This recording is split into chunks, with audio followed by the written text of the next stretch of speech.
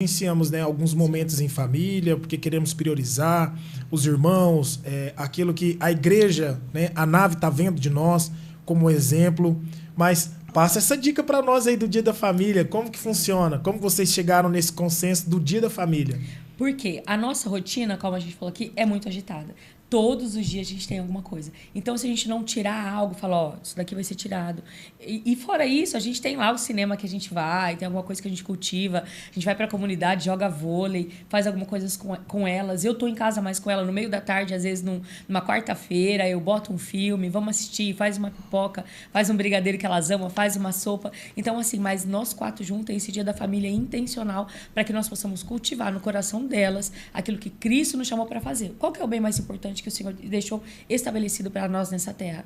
O que é que Satanás mais tenta investir hoje? É contra a família. E contra a família tradicional. Então, assim, se nós não plantarmos isso no coração dela, se ela não vê isso dentro de casa, se a gente não buscar esse Dia da Família, não. E é lei, lá em casa é lei. Não, hoje é Dia da Família. Que nem hoje a minha menorzinha, voltando com ela da escola estéreo, ela é muito inteligente, sensacional. Eu dou muita risada com ela. Ela falou, mãe, hoje a gente tem alguma coisa? Eu falei, sim, o pai e a mãe tem um compromisso hoje, tá? E amanhã? Amanhã eu tenho culto de mulheres. E quarta-feira a gente tem célula. E na quinta-feira, então, é o Dia da Família. Não marcou nada. Falei, não, porque na sexta-feira tem conferência de missões e no sábado também a gente tem compromisso. Ela no domingo tem igreja. Falei, essa é a nossa semana. Elas já sabem, Sim, já. sim. Pessoal, olha aí, vocês estão vendo como é importante nós não negligenciarmos a nossa família. Porque muitas das vezes, afoito, nós achamos que a prioridade é o irmão que está ligando agora, Não. porque manifestou lá na casa dele, e ele quer que o pastor vá lá, mas a pastora, e o pastor está em família.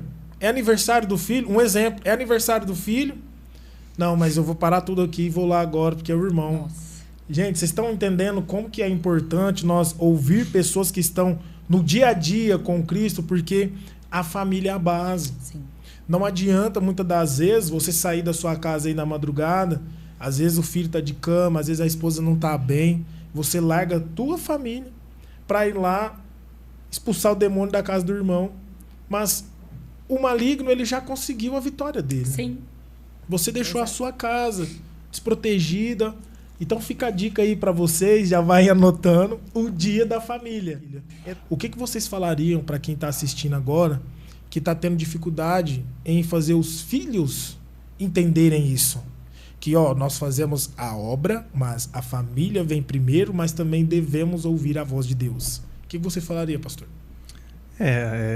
Elas assim, ela desde criança, né? Desde muito jovem, elas já acompanham a gente.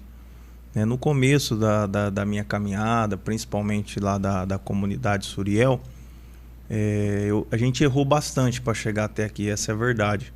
A gente só aprendeu hoje porque a gente errou. Principalmente eu, muitas das vezes, fazendo a obra fora. A gente tivemos um problema muito sério. Até quero compartilhar aqui que isso pode também servir para muitos casamentos, muitas famílias que também têm essa rotina, pastores, líderes, que fazem a obra fora e às vezes esquece da obra de dentro.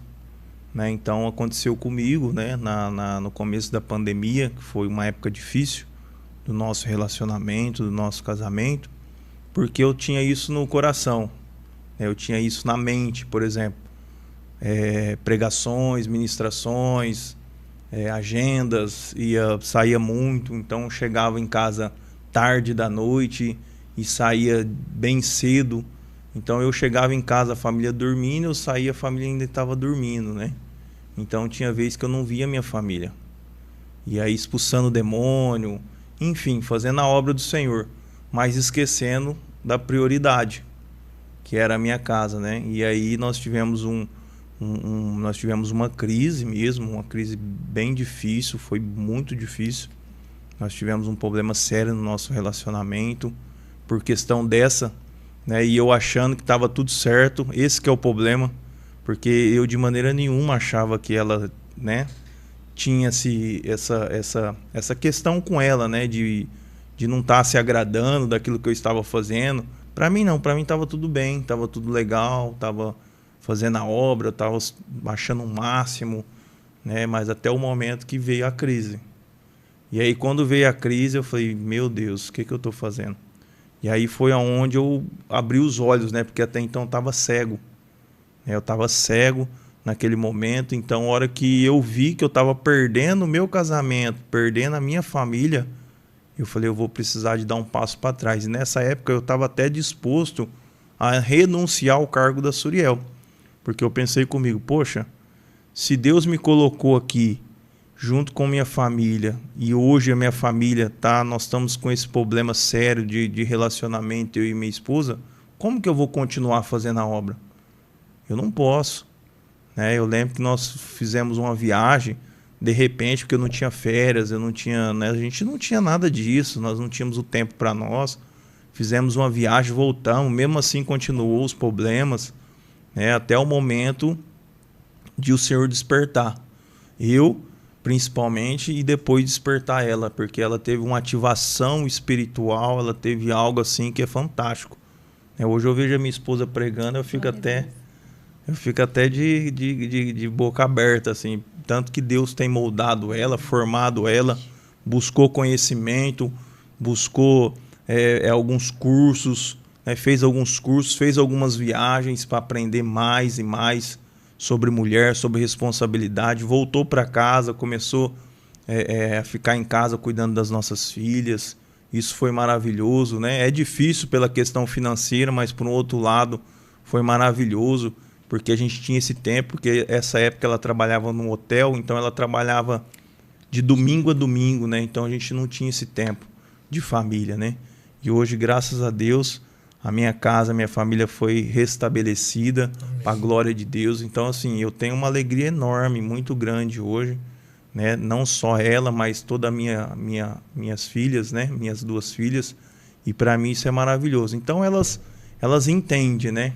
Elas sabem e elas já compreendem já as responsabilidades que a gente tem, né? Do ministério, da Suriel, e tudo aquilo que o Senhor tem colocado, né, nas nossas mãos para realizar nessa terra. Então, elas já estão cientes, vamos dizer assim. Ai, que benção. E aí, pastora, como que faz para passar essa firmeza, mostrar para as filhas que tem Deus no negócio? Sim, eu acho que nada mais, acho que não tem nenhuma receita, mas é eles verem você ser apaixonado por Jesus. O que os nossos filhos não veem mais hoje? Você quer orar escondido no seu quarto. Você quer ler uma Bíblia, você quer ler escondido no seu quarto. E deixe seus filhos participarem e ver o teu relacionamento com Deus, né? As minhas filhas me ouvem, me veem ouvindo ministração. Elas me veem lendo a Bíblia, elas me veem orando. Eu oro com elas todos os dias pela manhã, antes de ir para a escola, antes de entregá-las para a escola. Então, assim, o Senhor faz parte total da nossa vida. Então, eu acho que para elas seria totalmente estranho a gente não ter, não ser dessa forma. Sim. Né? E o Jefferson falando um pouco a respeito daquilo que nós passamos, e uma dica para as mulheres é falem. Né? Eu lembro que na época o Jefferson tinha sido restaurado, a gente fez todo um contexto do problema dele com drogas, e ele foi totalmente restaurado pelo Senhor, e ele foi ativamente. O ativismo religioso, gente, destrói casamentos de verdade. E ele foi assim com toda a força, e eu falava assim, poxa, eu orei tanto para que ele fosse restaurado, eu não vou falar para o Senhor. Eu tinha vergonha de orar para Deus e falar para o Senhor, Senhor, toca nele, a gente precisa ficar em casa. Ele saía às 7 da manhã, chegava às 11 horas da noite, tinha dia que era até de madrugada, e fazendo a obra. Eu sabia onde ele estava. Só que assim, emocionalmente, nós estávamos desamparadas. Só que eu não falava isso nem para ele, nem orava para o Senhor. Então, assim, fale. Não seja aquela mulher amarga que repita o tempo todo, mas seja aquela mulher inteligente que fala assim, olha, eu tô sentindo sua falta nisso. Converse, tenha um diálogo sobre isso. Por quê? Esses dias atrás, o Senhor me deu uma palavra acerca de Elias, né? Quando ele vai pro riacho de Querite ali para ficar ali esperando até que caia a chuva. O Senhor falou assim, você pode perceber, Elias, ele só se movimenta debaixo de uma palavra do Senhor. Sim. Ele vai pro riacho e ele só se levanta de lá para ir para a casa da viúva de Sarepta, porque o Senhor dá uma ordem para ele. Aí o Senhor falou para mim dessa forma, falou, filha, a produtividade sem intencionalidade é vazia. Sabe o que Satanás tem feito conosco nesse tempo? Ele não tem nos parado, ele percebeu que parar a gente não dá certo, porque a gente não para. Sim. Só que ele acelerou.